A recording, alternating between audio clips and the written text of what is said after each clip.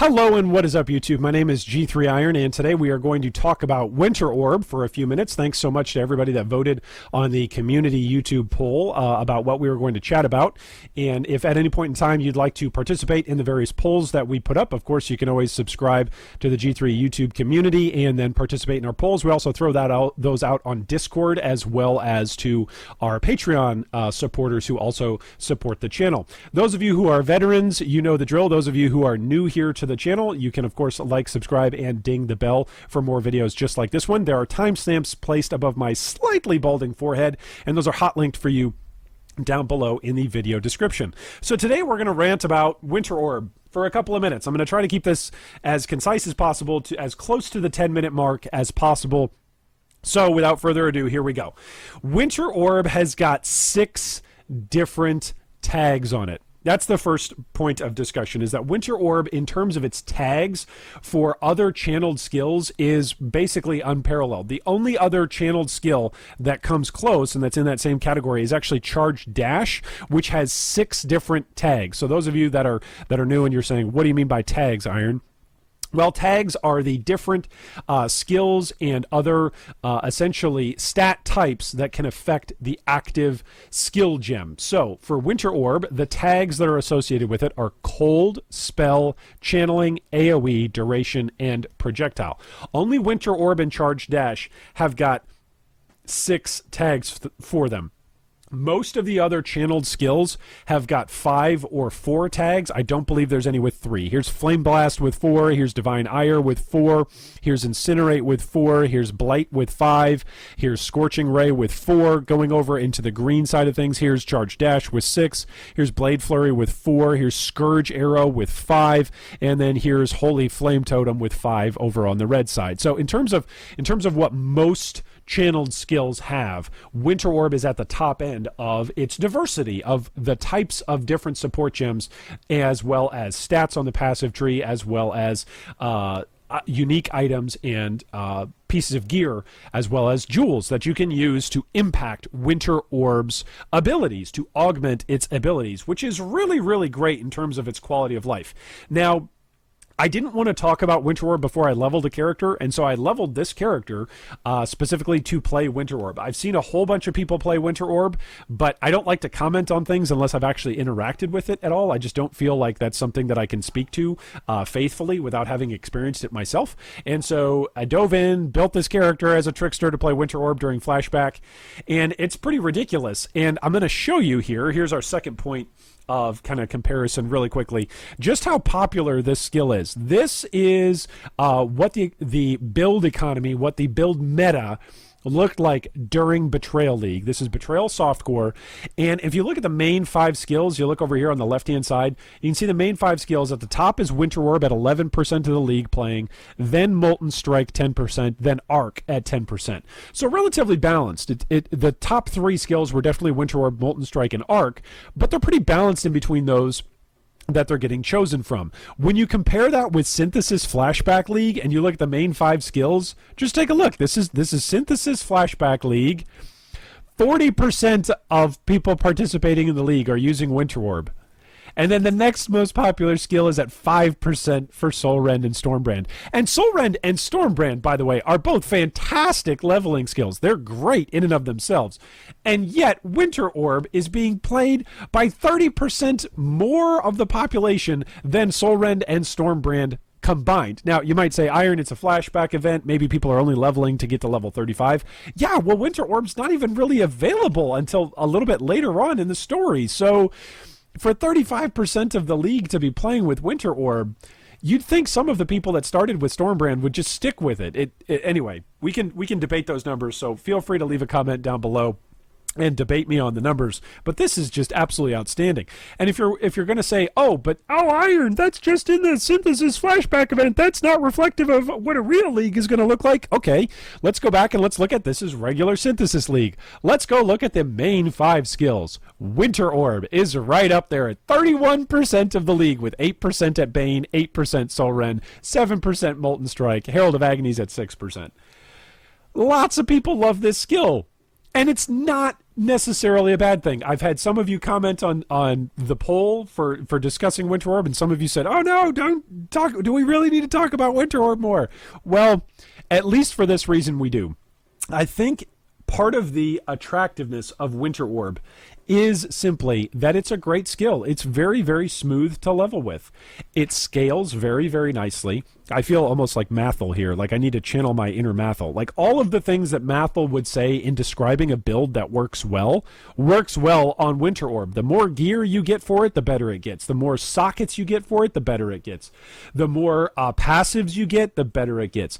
It just is always a great skill in comparison with other skills that you can have at the time. So even during leveling, as soon as you can get Winter Orb, it feels great. Sure, it requires level 28. Generally, about there, you're at about Act 3-ish, at the end of Act 2-ish, depending on how much farming you do in Act 2 towards the end of it, or Act 3, or maybe even you're rushing and you're in Act 4.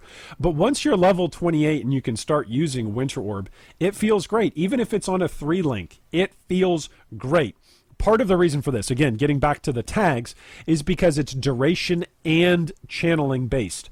So for most channeling based skills, I'm going to look really quickly here at Flame Blast. For most channeling skills, you have to actually channel your skill, and then when you release the skill, that's when the damage actually is procced. That's when the channeling effect actually ends, and that's when your skill has done its job, whether that's dealing damage or whether that's doing some other quality of life ability. One more example off of Blade Flurry.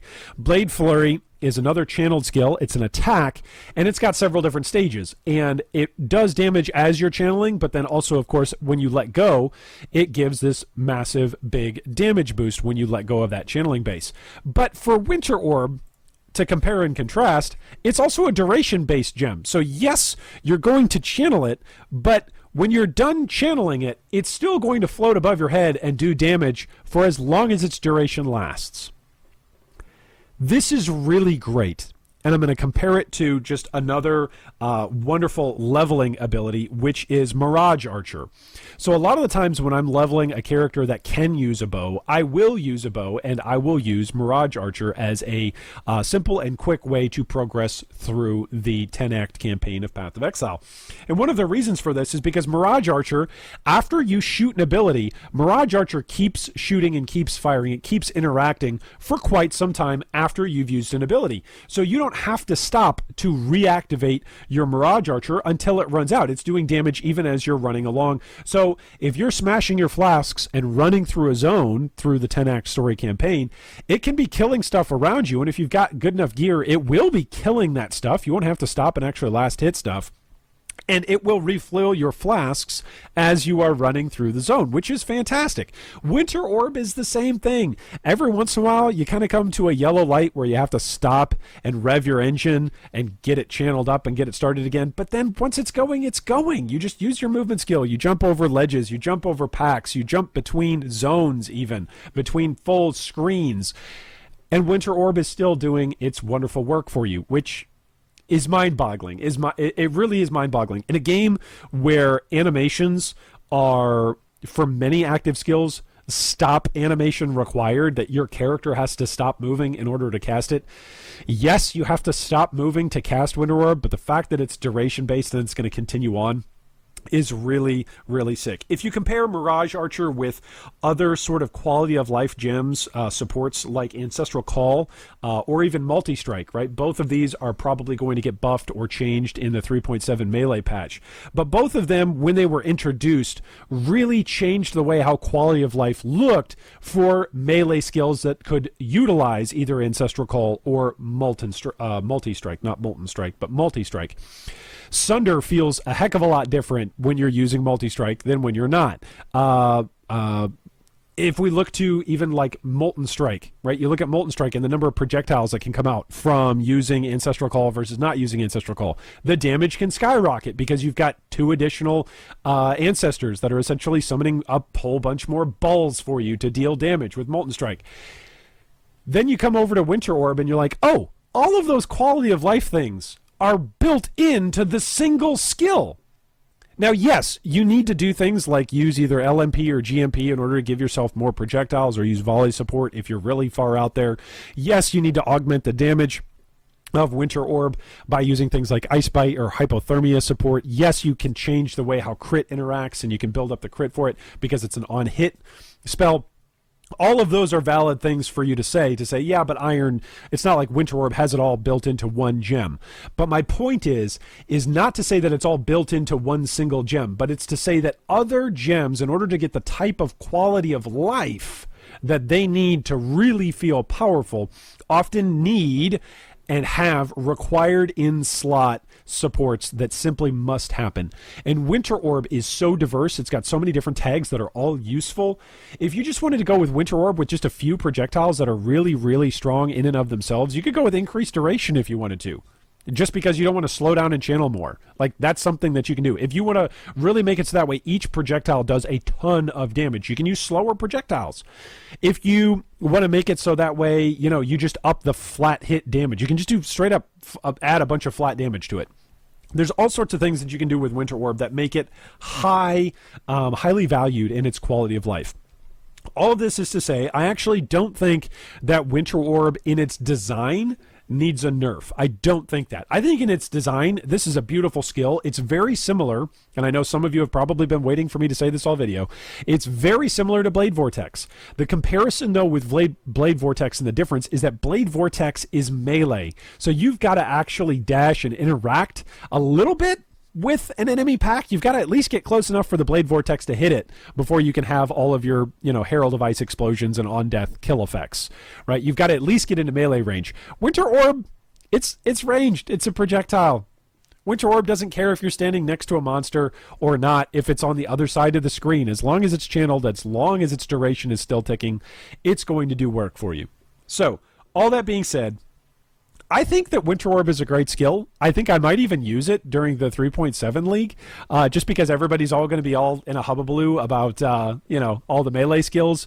And I've just now gotten to play Winter Orb, and I'm like, man, I've never played it before. I've watched it. I've seen plenty of people use it, and now I get it. Now I get why 40% of Flashback League is using Winter Orb. I get why 31% of Synthesis League is using it. And you might say, oh, Iron, that's just softcore. Iron, I thought you were playing hardcore during Synthesis. Yeah, I played it during hardcore during main Synthesis League. And take a look. It's still up there in the top spot in hardcore. Not nearly by as great a difference. It's only 13% as opposed to 30%. But it's still taking the top spot because its quality of life is so strong. So that was 10 minutes on Winter Orb. My question for you is, are you going to use Winter Orb in 3.7? That's my question for you. Feel free to drop us a comment down below, and I'll look forward to reading and interacting with your comments and your discussion down below about what your opinions and thoughts on Winter Orb are and whether or not you're going to use it during 3.7. I think I'm going to league start this baby. It is, like, unless they just nerf the damage and just smack it around, like, this is such an awesome quality of life gem. So, without further ado, I hope that a Mirror of Calandra drops for you during 3.7 League, and right after you get done watching this video, I hope that just an Exalt drops. Just a regular Exalt will drop for you during Flashback, but I hope the Mirror drop, I hope that's saved for you for 3.7. Thanks so much for watching.